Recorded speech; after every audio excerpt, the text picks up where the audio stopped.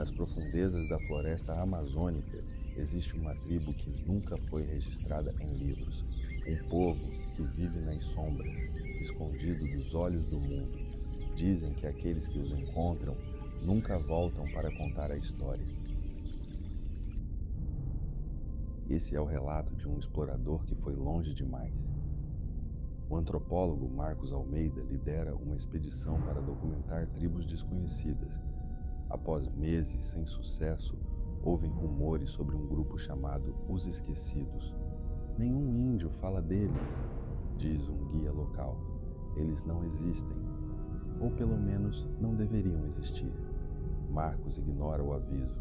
Movido pela ambição, convence a equipe a seguir em frente, mas à medida que avançam, o silêncio na floresta se torna opressor. Nem pássaros, nem insetos, nada. Apenas o som de seus próprios passos. Então, encontram os primeiros sinais. Ossos pendurados em árvores, símbolos entalhados na madeira e o pior, uma pilha de crânios humanos cobertos de musgo. Naquela noite, Marcos e sua equipe sentem que algo está errado.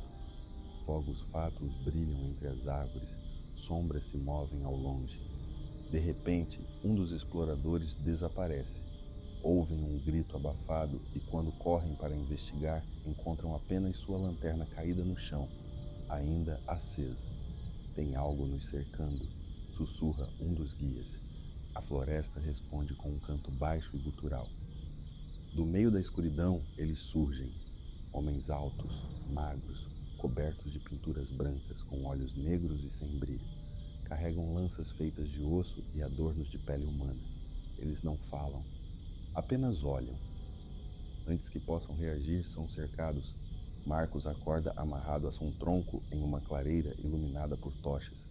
Ao redor dele, dezenas de índios. Os esquecidos dançam em um ritmo frenético. No centro, um xamã esquelético entoa palavras incompreensíveis. Em um altar de pedra está o corpo do explorador desaparecido, sem olhos, sem língua. Marcos tenta gritar, mas percebe algo terrível. Sua boca está costurada com fibras vegetais. A música se intensifica. O xamã ergue um punhal feito de osso e se aproxima. Semanas depois, um grupo de resgate encontra apenas os equipamentos da expedição. Nenhum corpo, nenhum rastro. Mas no meio dos pertences há um diário, coberto de sangue seco. A última anotação de Marcos Almeida diz apenas: eles me tiraram da história, não sou mais lembrado. Eu também fui esquecido.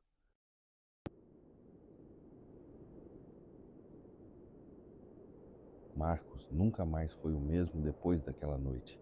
O que ele viu na floresta o assombrava até nos sonhos. Os olhos vermelhos, a figura sinistra, o cheiro de podridão. Ele sabia que algo o estava observando. Dias se passaram e os moradores do vilarejo começaram a notar que Marcos estava diferente. Seu olhar perdido, suas mãos trêmulas e os cochichos que ele dizia para si mesmo deixavam todos inquietos.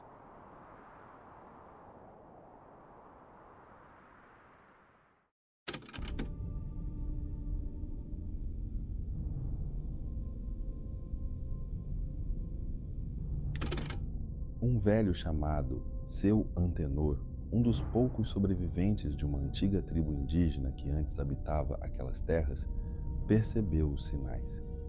Ele se aproximou de Marcos e, em voz baixa, disse: "Você viu os esquecidos, não foi?"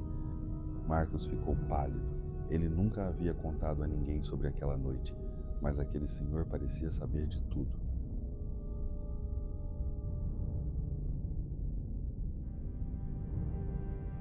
Eles eram uma tribo antiga, os verdadeiros donos dessa terra.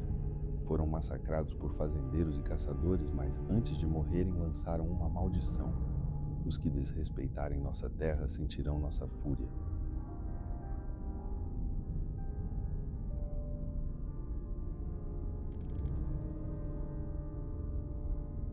Seu Antenor contou que, com o tempo, os espíritos vingativos dos esquecidos começaram a assombrar a floresta, aparecendo para aqueles que ousassem perturbar seu descanso. Marcos entendeu que ele havia cruzado o caminho deles.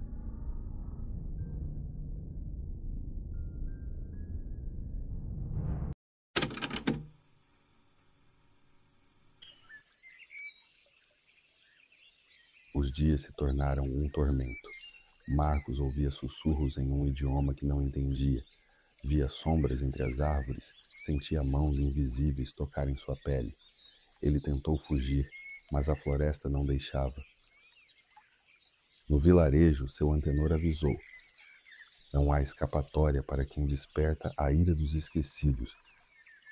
Naquela mesma noite, Marcos desapareceu sem deixar rastros.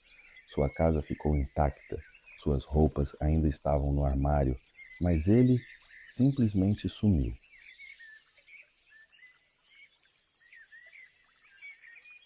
Alguns dizem que ouviram sua voz misturada ao vento chamando por ajuda. Outros acreditam que ele se tornou parte dos esquecidos, vagando pela mata, à espera de mais uma alma curiosa que ouse desrespeitar o solo sagrado. E você teria coragem de entrar nessa floresta?